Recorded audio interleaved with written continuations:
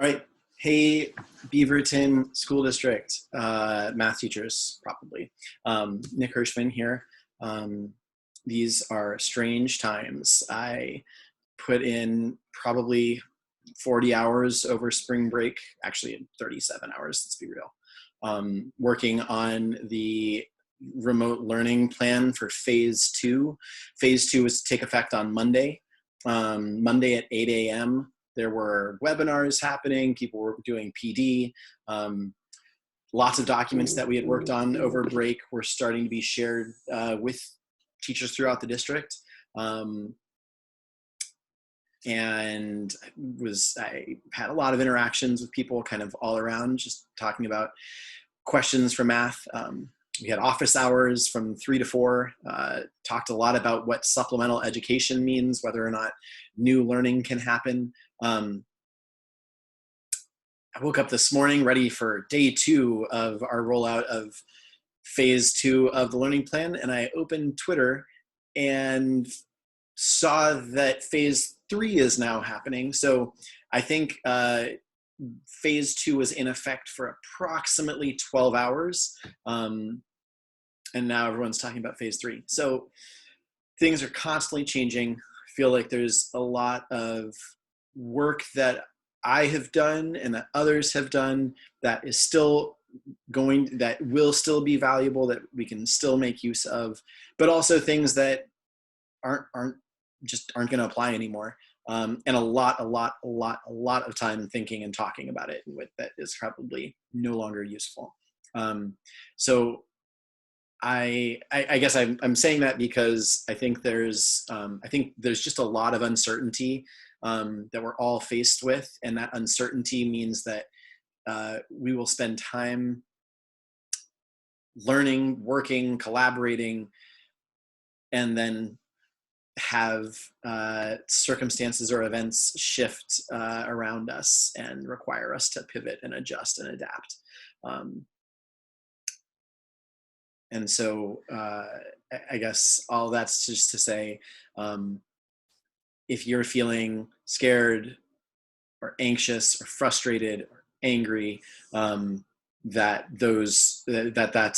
those are real things to be feeling right now. I have experienced all of those.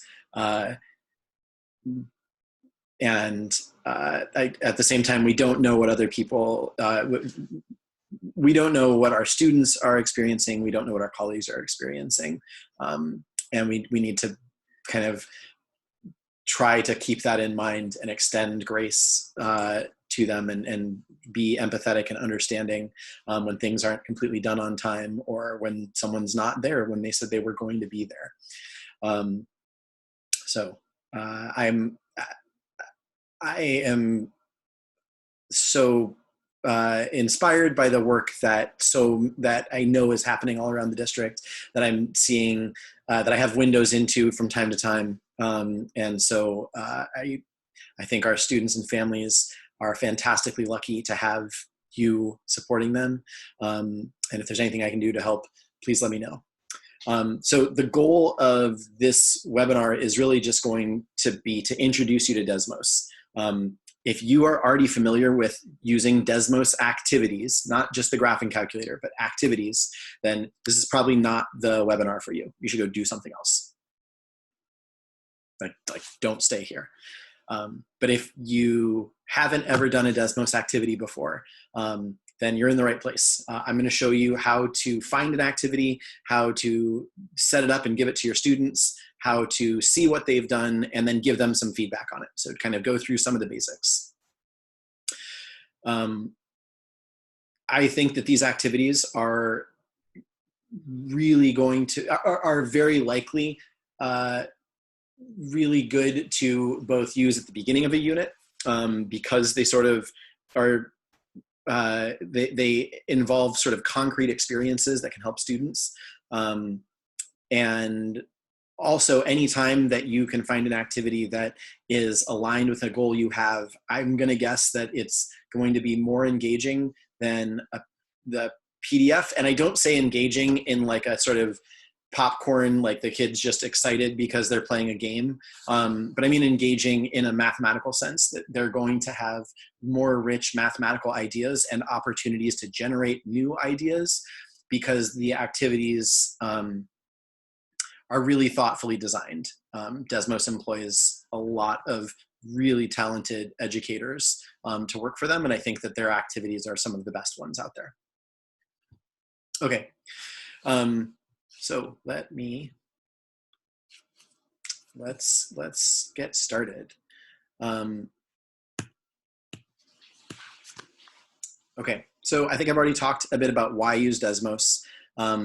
The fact that those activities involve concrete experiences, I think is going to be valuable to our students in this time. If you are at home and you do not have a trained math teacher with you, you need an activity that lets you experience something before you're expected to generate correct ideas using a procedure or algorithm. And I think a lot of these activities do that for us.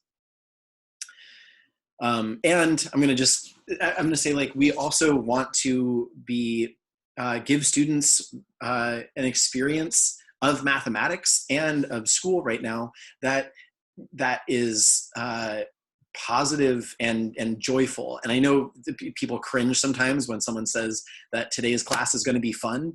But I have seen people in Desmos activities high-fiving each other, laughing, and not high-fiving and laughing because of some random stroke of luck, but high-fiving and laughing because they were genuinely excited about the idea that they had just constructed, in a way that I want more of always. I want students to experience that because I know that that is an experience that's going to make them view themselves in a more positive light, view mathematics in a more positive light, and improve their relationship to learning math and further study.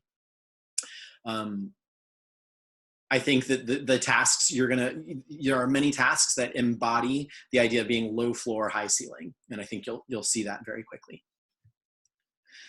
Okay, by the end of this, I want you to be able to find a Desmos task that you can use in class to assign and monitor it, and monitor the work that kids do, and to be ready to provide feedback to your students.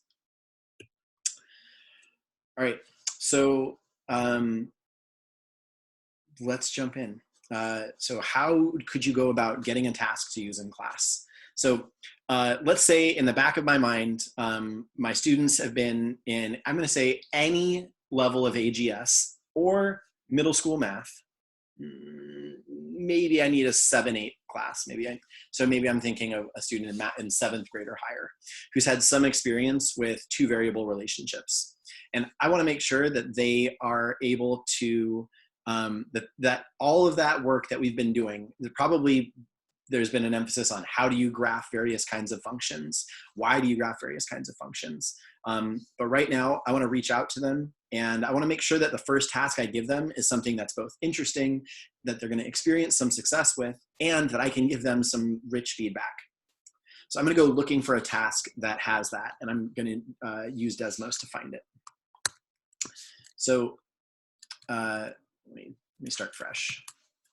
So if I want to, you may be used to going to desmos.com and clicking Start Graphing. So this is not where you will find the activities. To find activities, you're going to go to teacher.desmos.com. And when you get there, I'm already signed in because I've been using, because I was logged in a moment ago. But the first time you get there, you may not be signed in. So click that blue sign in button, sign in with Google, make sure you use your Beaverton account. Desmos is free. They've committed to making sure that all of their features that are free now will be free forever. They are approved by IT. They've signed privacy agreements as needed. So there's, I 100% endorse us making use out of them. Okay, I want to see that that students have maybe a sense of working with functions. And there are a lot of activities here that are going to get at function relationships. I'm going to choose, I noticed that Turtle Crossing was featured and it was recently released. And in general, some of the, like everyone, activities get better with time. And the stuff you've created this year, you probably think is better than the stuff you created last year. I don't know, maybe you do, maybe you don't. But Turtle Crossing is sort of a new activity that they've created. And I think it's going to be really good for us, for me to use. But if I hadn't seen it before, I could look at this introduction. I might notice that they don't recommend that students do it on a phone, but a tablet or a laptop is recommended. So students will need a Chromebook to engage in the activity. I can see a preview of the screens. I know there are 10 screens for students to complete in the activity. And I'm going to guess that in working through those 10 screens, if I give them maybe 2 minutes per screen, 3 minutes per screen, we're at a half hour already of work for them to complete the activity. And I would guess somewhere between 2 and 5 minutes per screen is probably a fair way to estimate how long a student would spend doing the work here. So let's say I want to do this. I'm starting to get interested in the task. It looks like it has to do with making sense out of functions. I'm going to click on Student Preview, and that's just going to give me a chance to actually do the work that students would do. So draw a distance versus time graph to represent a turtle's journey across the sand. Then press play. Okay, so I think I've got this pencil. I can choose colors, and I'm going to go like this. And now press play. Oh, I see the turtle is walking. It looks like it's walking away from the water. Then it's going slow, then really fast. Oh, and that I can sort of see how that matches my graph. I wonder what would have happened, just for the sake of saying it, if I had made a drawing like that. I'm sure that some students will come up with, maybe actually if I'm going to do a student drawing, they might do something like this. Give yourself a second, pause the video, and see what do you think is going to happen when I click play now. Okay, do you have a prediction? Here goes. Ah, lots of turtles. One turtle. Lots of turtles. No turtles. How'd you do? Did you notice that when there were multiple, when my drawing did not represent a function, that there was kind of a many-to-one relationship between distance and a given point in time, and that the only way to do that many-to-one relationship was going to be to show multiple turtles in the movie. So I love that Desmos doesn't tell a student they're wrong. It just shows them what their idea means. I think that kind of exploration, that sort of concrete experience of the graph, I mean, okay, it's not, they can't hold it with their hands, but they're seeing their ideas represented back to them. And that's the thing I love about this tool. Okay, so again, as the teacher, I want to go through and I want to do a preview to see what students are going to be doing in the activity. This is going to help me launch it with them.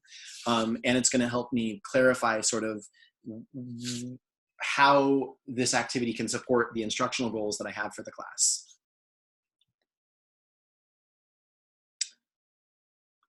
Okay, I'm going to just click through a little bit. Oh, there's a graph that's not a function. I have a better idea of what to think now, but maybe a student wouldn't have seen that at that point. Dangerous crossing. Watch, press play and watch the animation. Whoa. Avoiding snake. Oh, going backwards. Good move. Okay, wait, so then what do we have to do with that? Draw a graph of the turtle's distance from the water versus time, then press play to check your answer. Oh, interesting. So let's say I do a little drawing, then I press play. Oh, I see my turtle and I see the target turtle. Ooh, they are not in the same place at all. I wonder what would happen if I tried to kind of match my work to the target turtle. So I'm going to use the eraser. And I've got a line tool, or I can just use points. Let's see, maybe I'll, oh, I see. I can, on the graph, I could follow this line.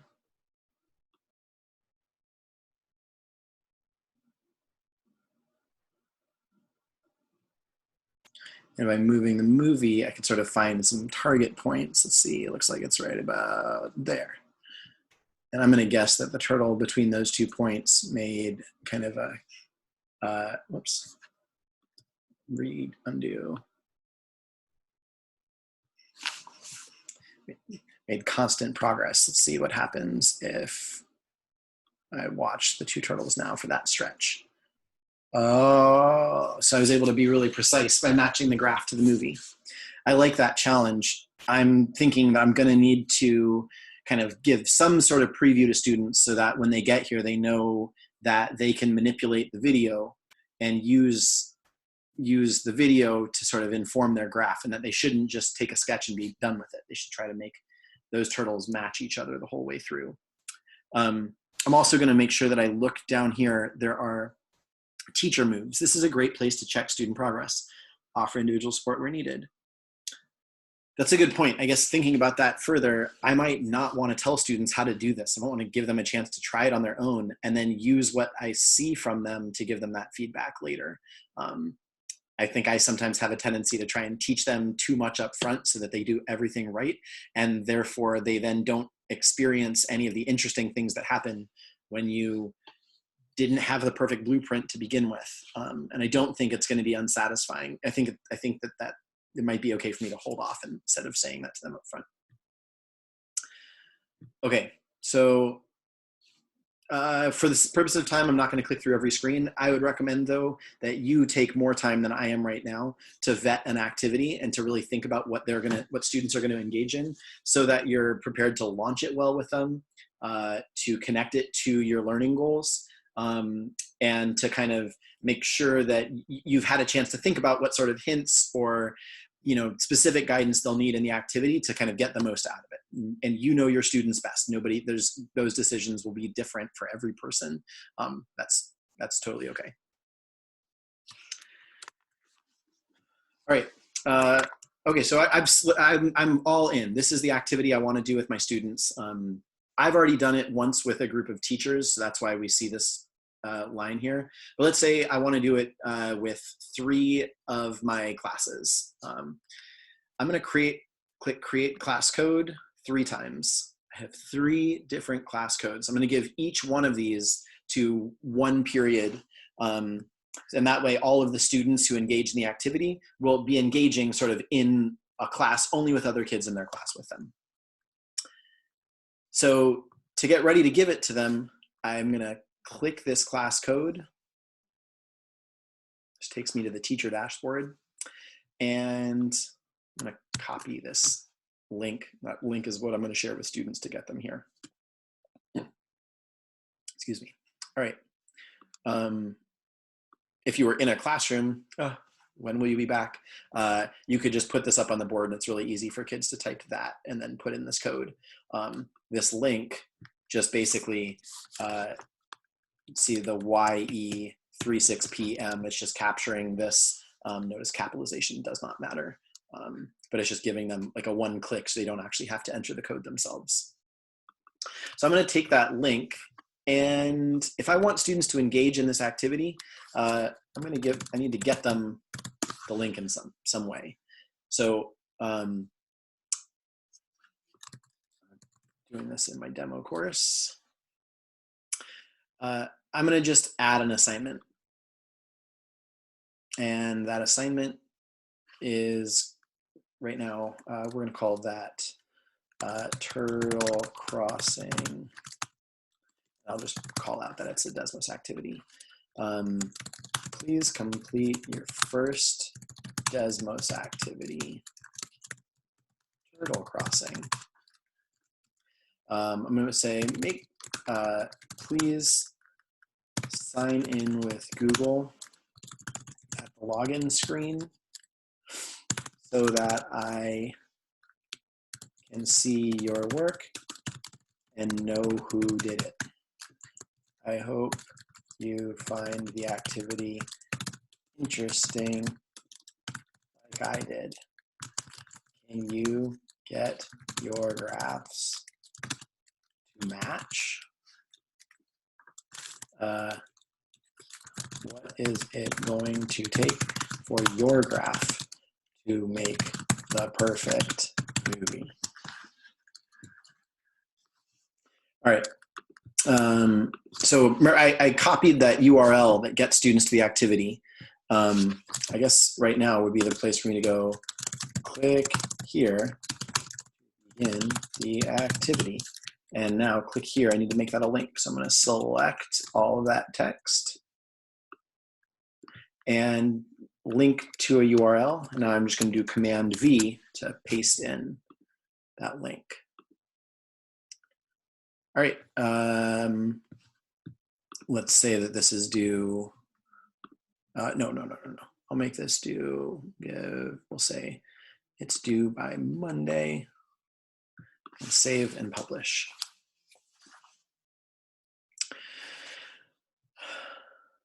Okay, so when the student comes, let's look at what students see.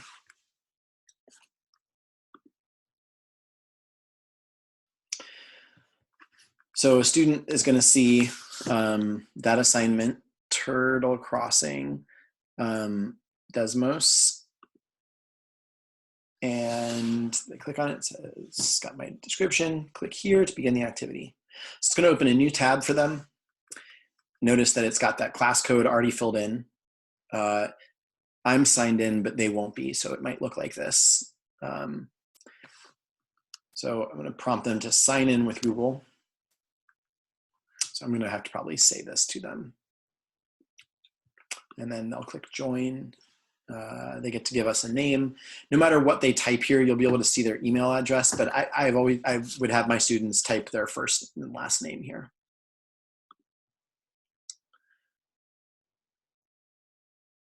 Okay, and then it's going to bring them into the activities. They're going to see all those things that I saw in the preview, exactly the way I saw them in the preview. When they're done with the screen, they just click next. It takes them to the next screen. And that's in Canvas. So my students are ready to do this activity.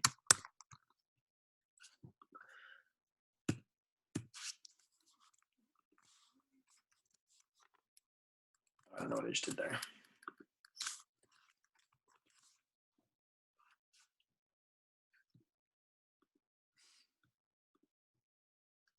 Okay. All right. So I created the class code. I clicked on the class code to go to the teacher dashboard. And I think that's the next thing I want to talk to you about. How are you going to monitor the activity? So once you've given that class code out, maybe to multiple different classes, you are going to need to check the work that kids did. So say I go back to teacher.desmos.com. Whoops, I guess I got signed out.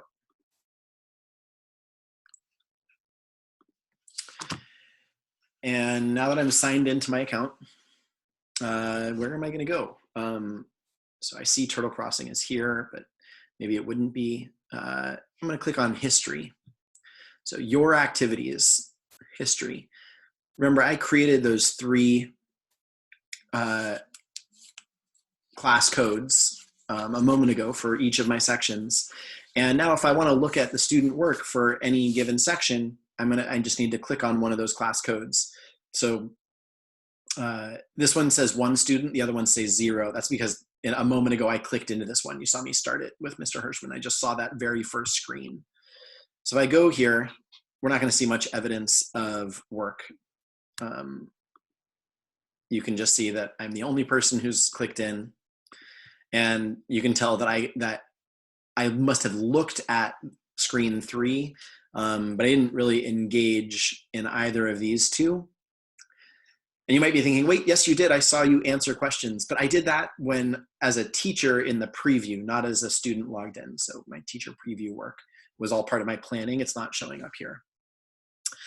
So I'm going to show you what you might see if your students had actually done the activity. So let's see, I got to do this activity maybe a month or two ago for Oregon Council of Math Teachers. And I actually had my former geometry teacher join the activity, which was kind of wild. And so, okay, so now I'm seeing there's, I had 6 teachers do the activity with me. And I can see there's some evidence that they've been into different screens and that they actually did work on those screens. That's what these little circles mean. Desmos does have ways to give automatically generated feedback, but only for a very few kind of questions that can be auto-graded. So a numeric response question could be auto-graded. There are a lot of people right now working on ways to do self-checking work in Desmos, but that's probably a little beyond us, at least in our intro. So I would say, don't think of Desmos as a tool that's going to auto-grade the work that students do. We'll talk about an efficient way to give feedback in a little bit. Okay, so a lot of things in Desmos are going to be easier to look at if you look at the screen. So remember, there were 10 screens in this activity. I'm going to click on screen 2. And when I click on screen 2, it's showing me the teacher view. So I can see all 6 of the students and what exactly they said. If I need to remind myself what the actual screen had, because right now I'm not necessarily seeing it all, I'm going to click student. And that'll just show me, okay, they saw this graph. And it asked, what does the story tell about the turtle's journey? Okay, moving a distance from water. Looks like walking away, taking a break, standing still, walking away, standing still. Okay, so now when I look at the responses, Mary Cartwright, he took a rest twice. Yeah, I guess you're right. He took a rest twice. But that's true, but it's not really the full story. Johannes Kepler, the turtle walks 2 feet in 2 seconds. I like that connection of time and distance. It doesn't really talk about direction, though. I wonder if somebody else has talked about direction. Oh, started at the water's edge, traveled at a constant rate across the sand. There's some hints about direction here. I like that. So those are some ideas I might bring up when I'm giving feedback later. And I notice over here it has response and overlay. If I do the overlay, okay, it just shows me back the graph. Take a look at a question where students actually had to draw on the graph. They also were able to give input on 2 numeric questions. What's the turtle's distance at 8 seconds? And when is it 4 feet away? And I guess in those questions, they had to type in their units, because I can see feet from the water and feet all being expressed differently. So it looks like all of my teacher students knew how to label units correctly, but maybe if I did this in a class of middle school or high school students, somebody's going to leave that off, or may mix up feet and seconds, or may not answer those in the way that in the textbook answer key fashion. That might give us something to think about. Or I also like looking here at the overlay is going to show me all of the drawings on one. And it does look like almost everyone is noticing a connection between a point on the graph and the value on the y-axis and on the x-axis. So you're sort of drawing these horizontal and vertical lines to indicate the value of that point on the 2 different axes around it. I might just want to show them that in my feedback video. Come to the screen and talk exactly about that. Okay, so I'm going to go back to summary.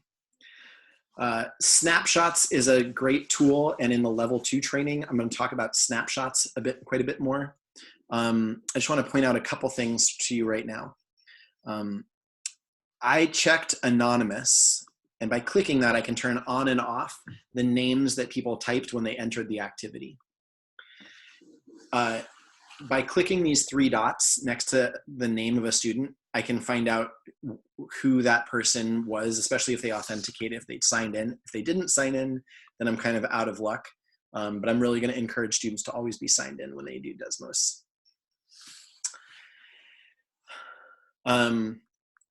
Be careful with pausing the activity. This activity was paused, and that changed the color of the screen. If you click pause, a student cannot advance through the activity. It locks them out of the activity. So I'm going to make sure that the activity is unpaused right now. So if any of these people logged back in, they could keep doing their work.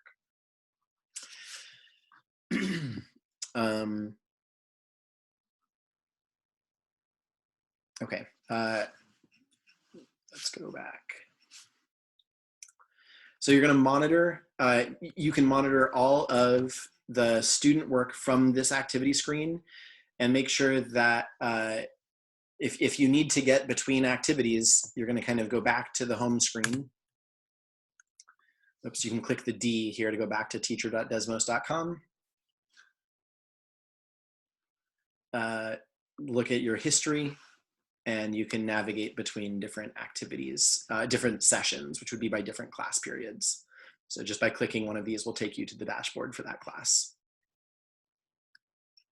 Okay, I think we're kind of getting ready to wrap up here. I've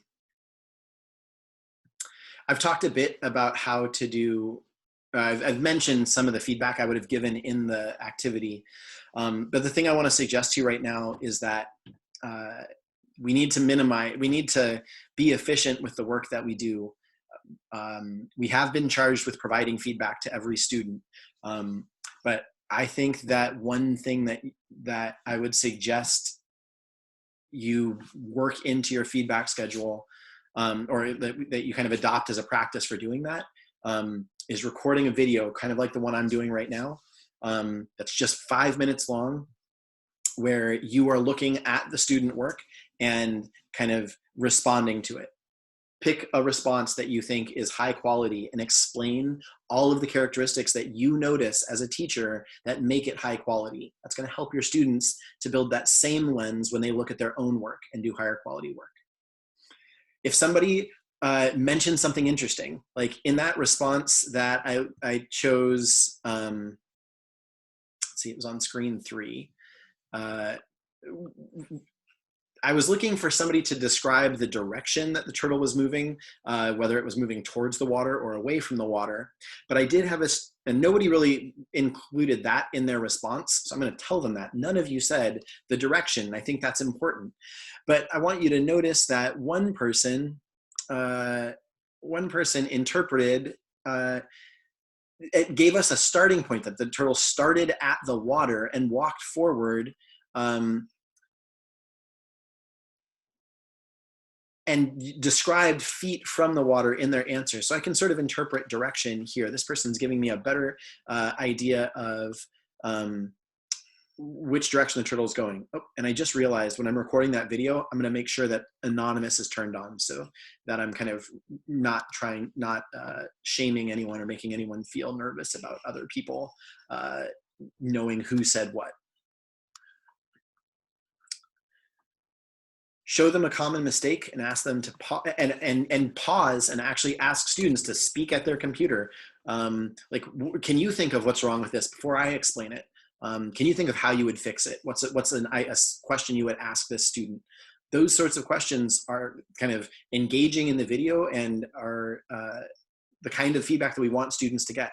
We can provide that to all students in this video without taking an hour to pour over every response. And finally, I'm just going to summarize what I learned about their thinking from the work they submitted. And one of the things, just from the few answers that I saw, was that they were able to recognize what those horizontal portions of the graph meant on a distance versus time graph. They knew when the turtle was at rest and when it was moving. I think that their responses could have overall been improved by maybe describing the direction the turtle was walking more. But also there were some very precise descriptions, at least in that screen that we looked at. So I think that when you do this with students, you'll have a wider range of answers, and you'll kind of hopefully be learning more about what students are thinking and being able to communicate more of that back to them to keep them interested. All right, so where else can you go to learn more? Stephanie Blair is a former Beaverton math teacher. I think she also taught science. She now is the director of professional development at Desmos. She recorded a half-hour PD to introduce the tool here. So I've linked that into the slides. Dan Meyer is the Chief Academic Officer at Desmos. He's also probably one of the most famous math teachers and most highly sought after presenters. Right now, I think he just is a wonderful speaker and has really interesting, always kind of interrogating ideas about how teaching and learning can work better. So he recorded a webinar. I actually had a Beaverton High School teacher emailed me this link and reminded, said that, recommended this training. And I completely agree. It's about an hour long. And I think it's probably better that you are familiar with Desmos before you do it. So this is a good start. If you feel pretty good about it, I think that watching Dan's webinar will give you a lot of ideas about how you can kind of make more use out of the tool. And he recorded it, I think, a week ago or 2 weeks ago. I'm recording right now on the 31st of March. So I think it was like the 23rd maybe. But the point is that COVID was part of the reality when he recorded it. So it's not like something that we're trying to apply to this moment. It's something it came out of the sort of circumstances we're finding ourselves in. And I think the information in it is helpful to us right now. And more Desmos information, you can go to learn.desmos.com/coronavirus. They're putting up new trainings. And I would recommend even just clicking into the session notes for some trainings to get an idea of what's covered, and also it's a pretty quick way to get an overview. But they're also sharing recordings as they finish transcribing them. So there's a lot of good stuff there. All right, so thanks for being here. I hope this is helpful to you. You please reach out if there's anything I can do to support you right now, whether it's about Desmos or something else. I know that I imagine that you may be feeling overwhelmed by having to move entirely to a new, completely unfamiliar format of teaching. And so my heart goes out to you. It's not easy. Take care of yourself, give yourself grace, give yourself time to adjust. I think that if I could give one piece of advice that has nothing to do with Desmos, it would be to email or call, but start with email all of your students and let them know that you've been thinking about them. Let them know what ideas and questions that you are thinking about and how you're kind of where you're at in terms of kind of conceiving of what education is going to look like for the next few months. No one around the state, I think, knows where we'll be 2 months from now, knows what the world will look like or how things will change. So there's a lot of questions that it's okay to just say, I do not know the answer to this, but it's a question that I have. But also just to let them know that you're thinking about them, and that you are looking forward to seeing them again and supporting them. And I think that our district has sent out a lot of long emails, but one thing that we can always do a better job of is trying to improve the community that we are working and learning and living in, and doing that with honest and helpful communication. So maybe in that email, try putting a video in there. I think that gives people, they get to see you again. And I think that they have missed that. And so best of luck. Thanks for coming, and I'll see you soon.